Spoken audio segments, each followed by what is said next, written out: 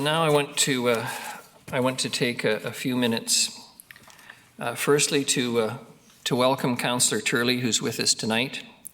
Notwithstanding what I'm going to talk about, last week at the Governance Priorities Committee meeting noted the death of Marianne Turley on January the 7th.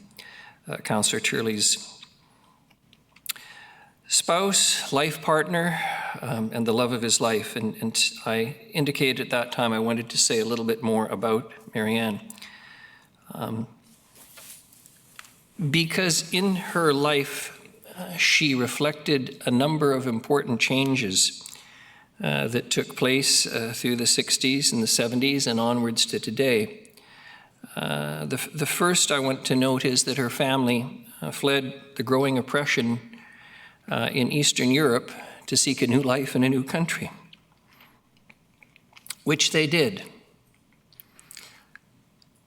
And she herself, being the strong, incredibly dynamic person that she was, participated in something that isn't as apparent to perhaps younger generations as it is to others now. I'm particularly looking tonight to Councillor Armstrong, who's not near Marianne's age, but getting up there. Councillor Martman, likewise.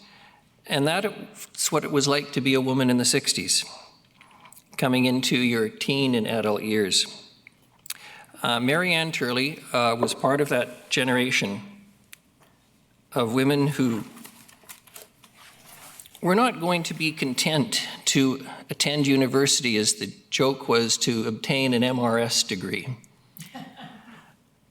They were a generation of women who thought the world was full of possibilities, who worked hard to make those possibilities their successes.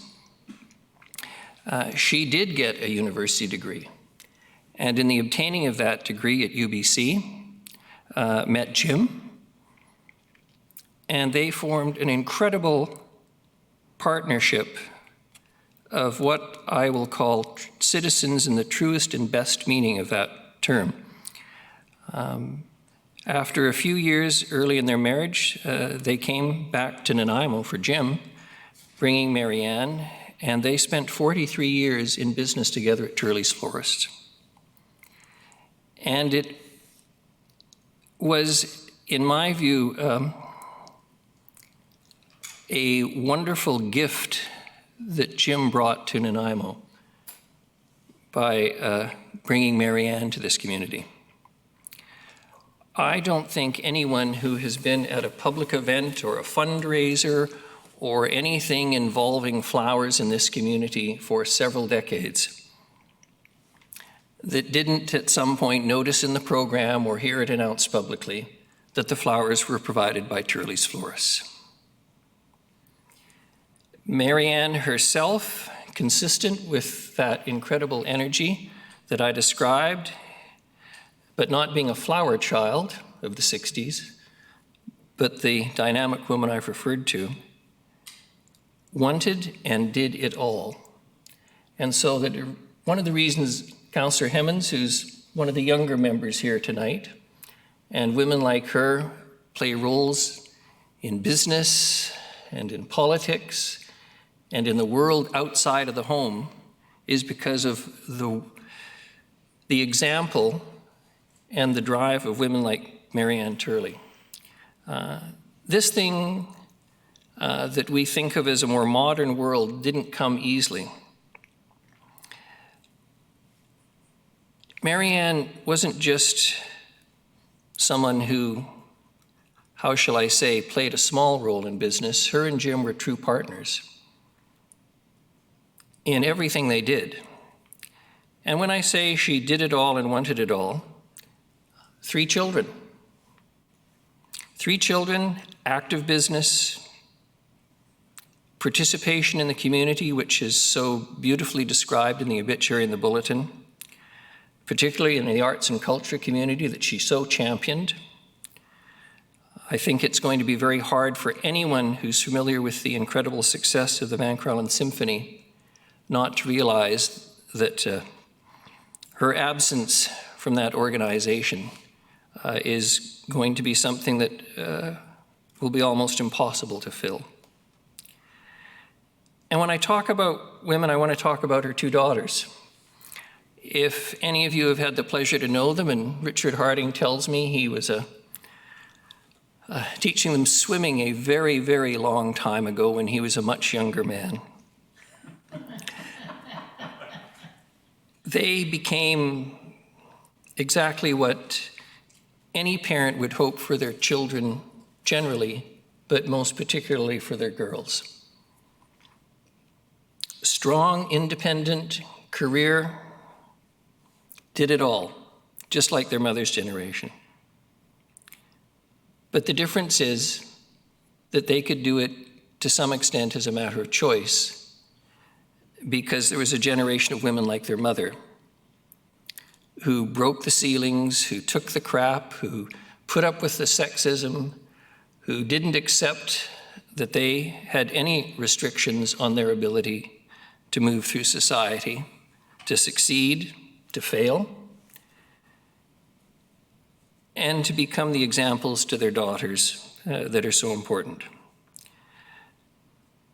So I just want to say tonight, on behalf of Council and this city, to Jim Turley and his family, I want to express incredible gratitude for who she was, what she did, what she contributed, and the amazing example she was for girls in this community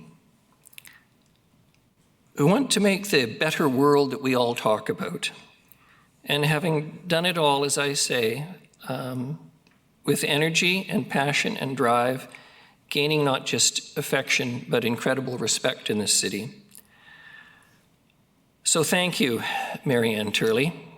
Thank you, Jim Turley. Thank you to your family, because all of that meant, as much as she was an amazing mother, it meant time away from her family to make her significant and remarkable contribution to our community. I just want to conclude by saying that completely consistent with the Turleys' desire to give back to the community, and forgive the joke, I come from a generation where you sent flowers on somebody's death, and flowers have been sent. But we've moved to a different time where it's tougher on florists in some respects, where we talk about charitable donations in honor. And it is just so fittingly appropriate that there are two charities, the Nanaimo Regional General Hospital Foundation, where if money is designated in her memory, it will go towards the delivery of cancer services.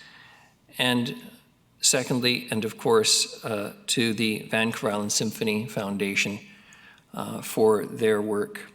Particularly, I think a scholarship may be in the works as well, because music meant so much to her. And if you have had the pleasure of hearing performances in this town, and someday we'll be able to return to public venues and hear them again and hear the symphony play in person, I'd like you to think about Marianne Turley and the example she set for all of us. Thank you.